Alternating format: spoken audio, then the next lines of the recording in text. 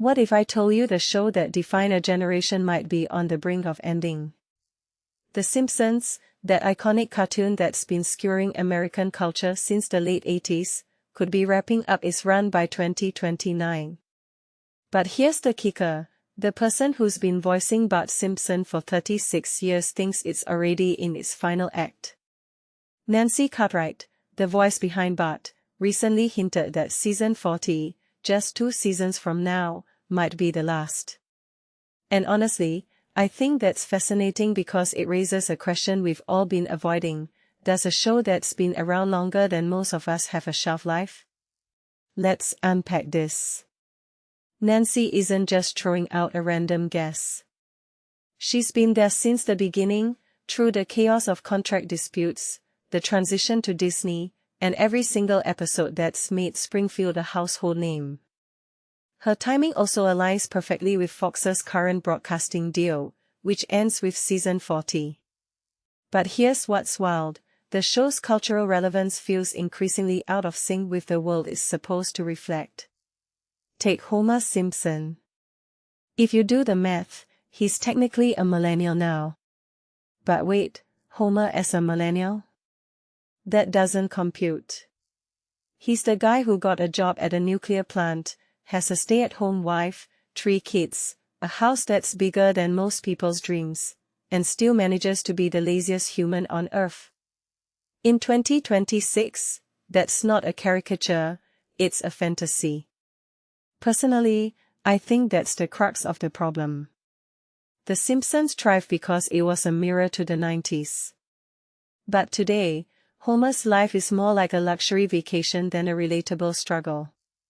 When you watch him drive a car, live in a house that costs more than the average person's yearly salary, and still have a father who's a retired alcoholic, it's hard not to feel like the show's lost its edge. Millennials, who grew up with this show, are now older than Homer. And let's face it, being a lazy, middle-class dad in 2026 isn't funny anymore. It's just normal.